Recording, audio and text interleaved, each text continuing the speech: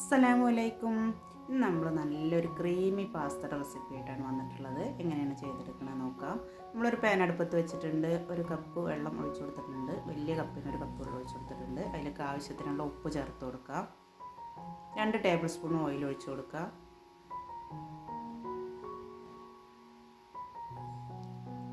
ഒരു കപ്പ് നിറയെ പാസ്ത നമ്മൾ ഇതിലിട്ട് കൊടുത്തിട്ട് ഒന്ന് അടച്ചു വെച്ച് നമുക്കിതൊന്ന് വേവിച്ചെടുക്കണം.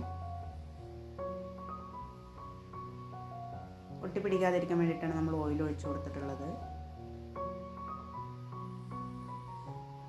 ഇതാ നമ്മുടെ പാസ്ത നന്നായി വെന്ത് വന്നിട്ടുണ്ട്. ഇത് നമുക്ക് ഇനി വെള്ളത്തിൽ നിന്ന് കോരി മാറ്റാം.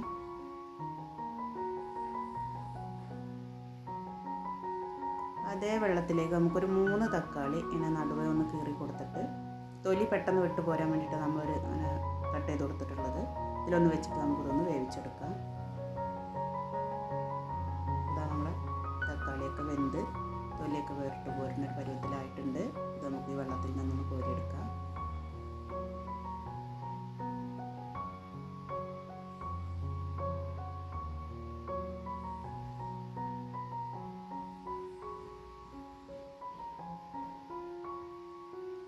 പാനൊക്കെ ഒന്ന് കഴുകി വൃത്തിയാക്കിയിട്ട് നമ്മൾ വീണ്ടും സ്റ്റൗവിൽ വെച്ചിട്ടുണ്ട്.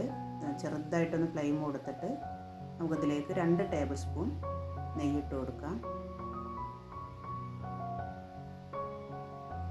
അതൊക്കെ ഒന്ന് ഉരുകി വരുമ്പോൾ ഒരു പിഞ്ച് ഉപ്പിട്ട് കൊടുത്തിട്ടുണ്ട്.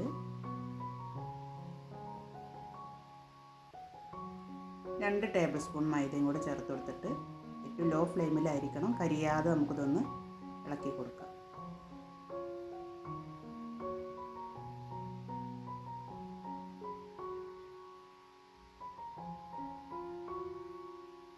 നന്നായിട്ടൊന്ന് റോസ്റ്റ് ആവട്ടെ. ഒരു നല്ലൊരു സ്മെല്ല് വരും ബട്ടറിൻ്റെയും മൈദയുടെയും കൂടെ. ഇത് റെഡി ആയിട്ടുണ്ട്. ഇതിലേക്ക് നമുക്ക് ഒരു കപ്പ് പാൽ ഒഴിച്ചു കൊടുക്കാം.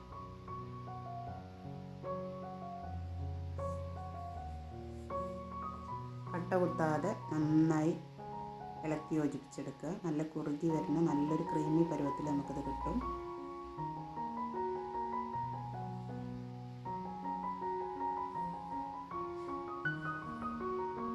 അല്ലാതെ തിക്കായി വരികയാണെങ്കിൽ നമുക്ക് വെള്ളം ചേർത്ത് കൊടുക്കാം. അത് നല്ല ക്രീമി ആയിട്ട് അധികം കട്ടൊന്നുമില്ലാതെ നമുക്ക് കിട്ടിയിട്ടുണ്ട്. ഇതൊരു പാത്രത്തിലേക്ക് മാറ്റി വെക്കാം.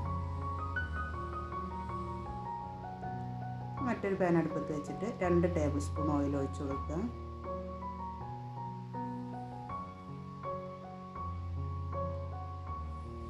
ഒരു 10 വെളുത്തുള്ളി ചെറുതാക്കി കട്ട് ചെയ്തെടുത്താണ് വന്നിട്ട് കൊടുത്ത് നല്ലൊരു ഗോൾഡൻ കളറാക്കി എടുക്കണം. ഒരു വലിയ പച്ചമുളക് ചെറുതായിട്ടൊന്ന് അരിഞ്ഞെടുത്തിട്ടുണ്ട്.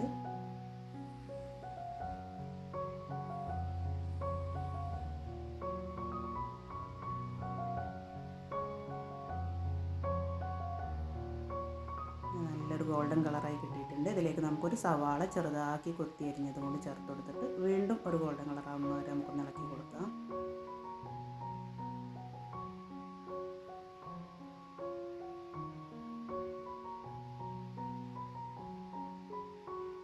നമ്മളെ സവാള റെഡിയായി വന്നിട്ടുണ്ട്. ഒരു പിഞ്ച് ഉപ്പിട്ട് കൊടുത്തിട്ടുണ്ട്. നമ്മൾ മുന്നേ ചെയ്തതിലൊക്കെ ഉപ്പിട്ടതാണ്. ഉപ്പ് കൂടിപ്പോകരുത്.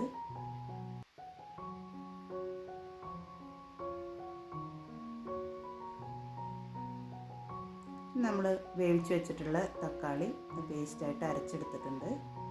അതിലേക്ക് ഒഴിച്ചെടുത്തിട്ട് വെള്ളം വറ്റുന്ന വരെ നമുക്കിതൊന്ന് വേവിച്ചെടുക്കണം.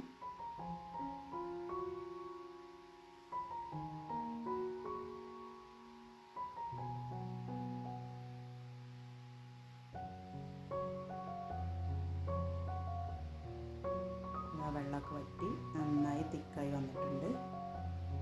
പിന്നെ നമ്മൾ മുന്നേ ഉണ്ടാക്കി വെച്ചിട്ടുള്ള ഒരു വൈറ്റ് ക്രീം കുറച്ച് ഇട്ട് കൊടുക്കുക. ഇതിന് മുന്നേ ഒരു 1/2 ടേബിൾ സ്പൂൺ മുളക് പൊടി ചേർത്ത് കൊടുത്തിട്ടുണ്ട്.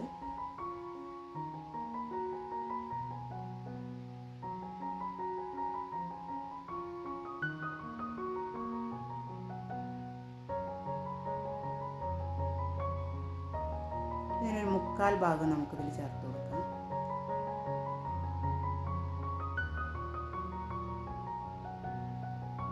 എല്ലാം കൂടി നല്ല യോജിപ്പിച്ച് നല്ല ക്രീമി ആയിട്ട് കിട്ടിയിട്ടുണ്ട്.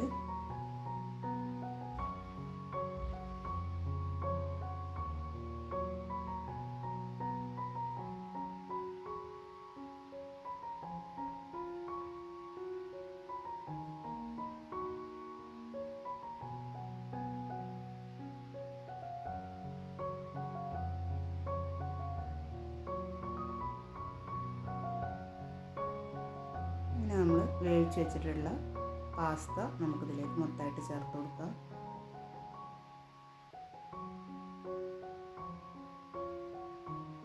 ഫ്ലെയിം ഒന്ന് കൂട്ടി വെച്ച് നന്നായിട്ടൊന്ന് മിക്സ് ചെയ്തെടുക്കാം.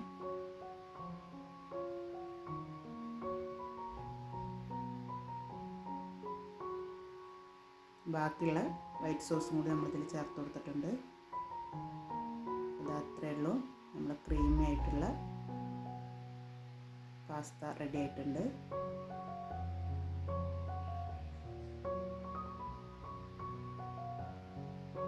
ഫ്ലെയിം ഓഫ് ചെയ്ത് കൊടുത്തിട്ടുണ്ട്. നല്ല ക്രീമിയാണ്, നല്ല ടേസ്റ്റാണ്. വീഡിയോ ആദ്യമായി കാണുന്നവരുണ്ടെങ്കിൽ ഒന്ന് സബ്സ്ക്രൈബ് ചെയ്ത് സപ്പോർട്ട് ചെയ്യുക. വീഡിയോ ഇഷ്ടമായ ലൈക്ക് ചെയ്യുക, ഷെയർ ചെയ്യുക, കമൻറ്റ് ചെയ്യുക. അടുത്തൊരു വീഡിയോയുമായി നമുക്ക് വീണ്ടും കാണാം.